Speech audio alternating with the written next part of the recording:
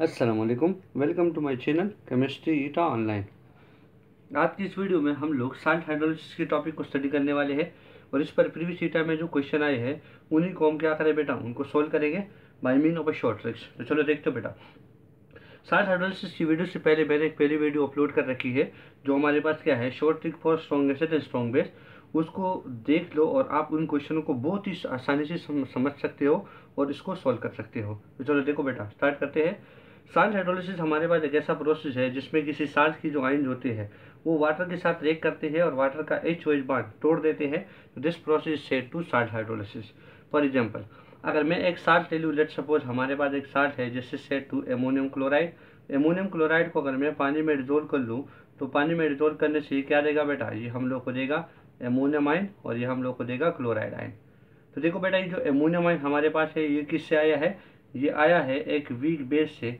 तो ये अगर ये वीक बेस से आया है तो ये खुद क्या होगा बेटा, स्ट्रॉन्ग कंजुगेट एसिड। और क्लोराइड आयन हमारे पास किससे आया बेटा, ये स्ट्रॉन्ग एसिड से आया है।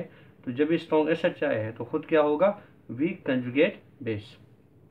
अब बेटा जो स्ट्रॉन्ग कंपोनेंट होते हैं वो पानी के साथ क्या करते हैं बेटा, उसके साथ रिएक्ट करते हैं और उसका HOH बॉन्ड तोड़ देते हैं। तो देखो, अगर यही एमोनियम आयन अगर हम ले लें और देखें तो ये वाटर का बॉन्ड जो है HOH बॉन्ड तोड़ देता है और क्या बनाता है बेटा, ये बना देगा NH4OH और क्या बना दी इसके साथ, हाइड्रोजन आयन। तो इन्होंने साल्ट हाइड्रोलिसिस कर लिया। तो साल्ट हाइड्रोलिसिस का मतलब क्या होता है बेटा, कि किसी भी साल्ट की जो आयन होते हैं वो वाटर के साथ रिएक्ट करके और HOH बॉन्ड तोड़ देते हैं। तो this is said to salt hydrolysis. देखो बेटा, अब हमारे पास जो साल्ट हाइड्रोलिसिस होगा या ना होगा वो डिपेंड करता है साल्ट की नेचर पर। तो देखो बेटा, हमारे पास 4 किस्म के साल्ट होते हैं।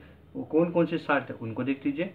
एक साल्ट हमारे पास जो होता है जो स्ट्रॉन्ग एसिड और स्ट्रॉन्ग बेस से बना हो तो कभी भी साल्ट हाइड्रोलिसिस नहीं कर सकता और सोल्यूशन ओवरऑल न्यूट्रल होगा। अगर कोई सी साल्ट हमारे पास स्ट्रॉन्ग एसिड या वीक बेस से बनी हो तो बेटा आप लोगों ने प्रायोरिटी स्ट्रॉन्ग की तरफ देने हैं। अगर मतलब ये स्ट्रॉन्ग एसिड से बना है तो सोल्यूशन का नेचर क्या होगा बेटा, एसिडिक एंड साल्ट हाइड्रोलिसिस होगा। अगर कोई साल्ट हमारे पास वीक एसिड या स्ट्रॉन्ग बेस से बना है इसका मतलब क्या है, प्रायोरिटी बेस की तरफ है, तो सोल्यूशन क्या होगा बेटा, बेसिक और साल्ट हाइड्रोलिसिस होगा। और अगर कोई साल्ट वीक एसिड या वीक बेस से बना है तो डिपेंड करता है के और के बी की वैल्यू पर। अगर दोनों की वैल्यूज बराबर है तो साल्ट न्यूट्रल होगा। अगर के बी से ज़्यादा है तो एसिडिक होगा और के बी से कम हो तो बेसिक होगा। अब देखो बेटा, आपके सामने मैंने स्ट्रॉन्ग एसिड और स्ट्रॉन्ग बेस की लिस्ट लिखवा रखी है। जैसे पहली वीडियो में मैंने इसकी शॉर्ट ट्रिक बना के रखी है। अब देखो बेटा, इसके अलावा अगर बाकी हमारे पास कोई हमारे साथ कोई और एसिड आता है तो वो वीक एसिड होगा और इसके अलावा कोई और बेस आएगा तो वो वीक बेस होगा। मैंने लिटमस चेंजेस के लिए भी उन प्रीवियस वीडियो मैंने पूरी डिटेल इसमें समझा रखी है। अब चलो देखो बेटा, इस क्वेश्चन को सॉल्व करते हैं। पहला क्वेश्चन दिया है कि which one of the following form acidic solution when dissolved in water. मतलब इसमें बोलते हैं कि हमारे पास इनमें से ऐसा कौन सा साल्ट है जो क्या बनाएगा बेटा, जो एसिडिक सोल्यूशन बनाएगा।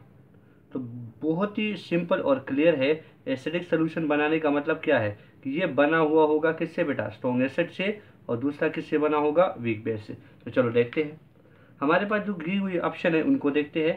पहला हम लोग को दी गया है Na2CO3। तो देखो बेटा, इस साल्ट को तोड़ दो। मैंने इस साल्ट को तोड़ दिया तो कार्बोनेट तो कार्बोनिक एसिड में आता है और कार्बोनिक एसिड इन लिस्ट में नहीं है। इसका मतलब ये क्या है, ये वीक एसिड से बना है। और Na जो हमारे पास है, देखो ये स्ट्रॉन्ग लिस्ट में हमारे पास है तो ये क्या है बेटा, ये स्ट्रॉन्ग बेस है। इसका मतलब ये जो साल्ट होगा ये कैसे सोल्यूशन बनाएगा, ये बनाएगा बेसिक। अगर हम नेक्स्ट को देखें बेटा तो ये हमारे पास है पोटेशियम एसीटेट। तो पोटेशियम एसीटेट को तोड़ दो। तो देखो बेटा, पोटेशियम हमारे पास जो है वो स्ट्रॉन्ग बेस की लिस्ट में है। तो दीज आर स्ट्रॉन्ग बेस से बना है ये पोर्शन। और एसीटेट हम जानते हैं एसिटिक एसिड, तो एसिटिक एसिड इस लिस्ट में नहीं है, इसका मतलब ये वीक एसिड होगा। तो पूरा साल का जो सोल्यूशन होगा वो कैसे होगा बेटा, बेसिक, क्योंकि कहाँ प्रायोरिटी दी जाएगी, स्ट्रॉन्ग को। नेक्स्ट हमारे पास जो है दैट इज एमोनियम क्लोराइड। तो एमोनियम क्लोराइड अगर देखे बेटा जिसको हम तोड़ दे तो क्लोरीन जो हमारे पास है वो कहाँ से है बेटा, वो एसिड HCl से आया है, वो हाइड्रोक्लोरिक एसिड है। इसका मतलब ये स्ट्रॉन्ग एसिड होगा। और एमोनिया एमोनियम हाइड्रोक्साइड से आया है जो कि इस लिस्ट में नहीं है, इसका मतलब वो वीक बेस है। तो बेटा ये साल्ट कौन सा होगा, ये होगा एसिडिक। और चौथा ऑप्शन हम लोग को दे रखा है पोटेशियम कार्बोनेट, तो K2CO3। अब देखो बेटा, कार्बोनेट फिर से कार्बोनिक एसिड से, कार्बोनिक एसिड एक वीक एसिड है और पोटेशियम बेटा पोटेशियम हाइड्रोक्साइड से आया है तो डेट इज स्ट्रॉन्ग बेस। तो ये सोल्यूशन क्या होगा बेटा, ये भी होगा बेसिक। तो देखो बेटा, अगर हम लोगों को ये स्ट्रॉन्ग बेस और स्ट्रॉन्ग एसिड वो याद हो तो हम बहुत ही आसानी से साल्ट हाइड्रोलिसिस के क्वेश्चन को सॉल्व कर सकते हैं। तो करेक्ट आंसर क्या होगा बेटा, एसिडिक साल्ट कौन सा होना चाहिए, अमोनियम क्लोराइड। तो correct answer is option C. अब नेक्स्ट क्वेश्चन देखते हैं बेटा। क्वेश्चन नंबर 2 में हमारे साथ क्या पूछा है उनको देख लीजिए। क्वेश्चन 2 में ये पूछा गया है कि हमारे पास which salt solution turn red litmus paper to blue but never blue to red. मतलब इसमें हमारे पास कौन सा ऐसा साल्ट है जो रेड लिटमस पेपर को ब्लू में बदलाएगा पर ब्लू को रेड में बदला नहीं जा सकता, तो वो कौन सा साल्ट है। तो देखो बेटा, एक ट्रिक मैंने आपके सामने लिखवा रखा है, अब रब रब। तो ये हो गया अब, ये रब और ये रब। मतलब क्या बोल के रखा है कि उस साल्ट के बारे में पूछा है, जो साल्ट क्या करेगा बेटा, रेड लिटमस पेपर को ब्लू में कन्वर्ट करेगा। तो देखो ये हमारे पास कौन सा होना चाहिए, this salt must be basic, क्योंकि बेसिक साल्ट हमारे पास क्या करता है बेटा, वो रेड लिटमस पेपर को किस में बदलाता है, वो कन्वर्ट कर देता है उसको ब्लू में। तो अब इसमें एक ऐसा साल्ट चुनना है जो हमारे पास क्या हो बेटा, बेसिक। और बेसिक के लिए मैंने आपको बता दिया जो किससे बना हो बेटा, वो स्ट्रॉन्ग बेस से बना हो और वीक एसिड से बना हो। तो चलो स्टार्ट करते हैं। हमारे पास जो पहला ऑप्शन दे रखा है वो that is potassium carbonate K2CO3। अब देखो बेटा, हमारे पास कार्बोनेट हम जानते हैं वो कार्बोनिक एसिड से लिया, तो दिस इज वीक एसिड। और पोटेशियम जो है वो लिस्ट में हमारे पास है, देखो तो वो स्ट्रॉन्ग बेस है। तो साल्ट हमारे पास कौन सा होगा बेटा, वो साल्ट हमारे साथ होगा बेसिक। अब दूसरा देखो बेटा, कॉपर सल्फेट की बात पूछा है। तो कॉपर सल्फेट में जो सल्फेट है वो देखो लिस्ट में है, तो हमारे पास स्ट्रॉन्ग एसिड से आया है। और कॉपर बेटा मैंने आपको बता दिया कि इनमें से किसी और मेटल के साथ हाइड्रोक्सिल जुड़ा हुआ हो तो वो वीक बेस हो गए। तो ये हमारे पास वीक बेस है, तो साल्ट कौन सा होगा बेटा, दिस विल एसिडिक। अब देखो बेटा नेक्स्ट क्या दे रखा है, हम लोग को दे रखा है NaBr, सोडियम ब्रोमाइड। तो अगर देखा जाए तो ब्रोमीन हमारे पास लिस्ट में है, तो ये स्ट्रॉन्ग बेस से बना है, और Na लिस्ट में है, वो स्ट्रॉन्ग बेस से बना है, सॉरी ये एसिड है, स्ट्रॉन्ग एसिड से बना है। अब देखो ये साल्ट हमारे पास क्या होगा बेटा, ये न्यूट्रल होगा, ये साल्ट हाइड्रोलिसिस नहीं कर सकता। और नेक्स्ट हम लोग को जो ऑप्शन दे रखा है that is rubidium nitrate.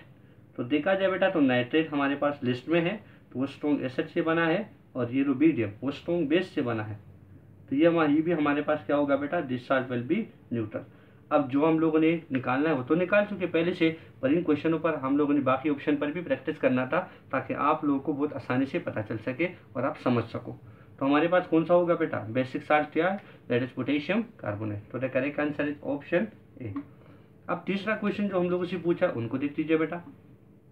Question number 3 हम लोगों से ये पूछा है कि हमारे पास ये जो साल्ट दी गया है दैट इज अमोनियम साइनाइड।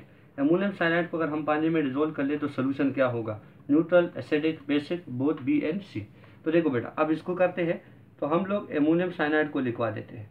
अगर हम अमोनियम साइनाइड को देखते हैं बेटा तो इसको हम पहले तोड़ देते हैं। साइनाइड इस लिस्ट में नहीं है, इसका मतलब ये HCN आएगा, दैट इज वीक एसिड।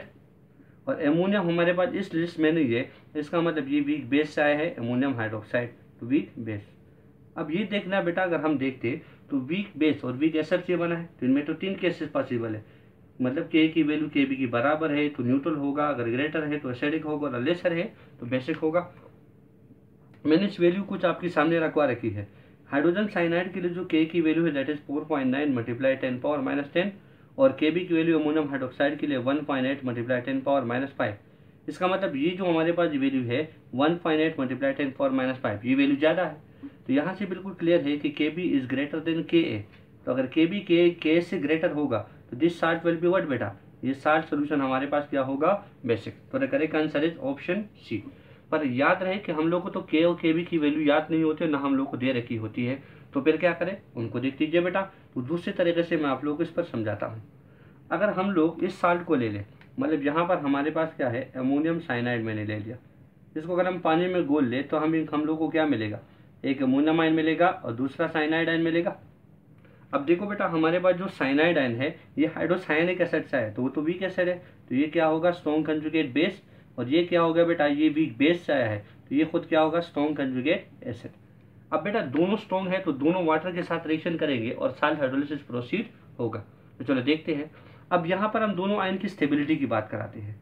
अगर हम अमोनियम आयन की बात कर ले, मतलब जिसमें नाइट्रोजन पर पॉजिटिव चार्ज है, तो मोर इलेक्ट्रोनेगेटिव पॉजिटिव चार्ज तब एकोमोडेट करेगा जब इसका ऑक्टेट क्या हो बेटा, उसका ऑक्टेट कंप्लीट हो। तो यहाँ पर हम ये सब जानते हैं कि अमोनियम आयन का जो स्ट्रक्चर होता है वो इस तरीके से होता है। 3 कोवेलेंट बॉन्ड और एक कोऑर्डिनेट कोवेलेंट बॉन्ड और एक पॉजिटिव चार्ज नाइट्रोजन पर पड़ा है। तो मतलब यहाँ पर ये स्टेबल इसलिए है क्योंकि positive charge more electronegative element पर आया है पर ऑक्टेट पूरा है, तो दिस आयन इज स्टेबल। अब दूसरी बात देखते हैं बेटा, तो हमारे पास क्या है, साइनाइड आयन, और साइनाइड आयन में कार्बन पर नेगेटिव चार्ज आया है। तो कार्बन पर नेगेटिव चार्ज आने की वजह से ये साइनाइड आयन बहुत ही ज़्यादा क्या हो जाएगा बेटा, दीज आर अनस्टेबल। और जब हमारे पास कोई स्पीशीज बहुत अनस्टेबल हो जाती है तो अनस्टेबल का मतलब क्या है, मोर एनर्जेटिक, और मोर एनर्जेटिक का मतलब क्या होगा, मोर रिएक्टिव होगा। तो चलो अब देखो बेटा इसकी रिएक्टिविटी पर बात करते हैं।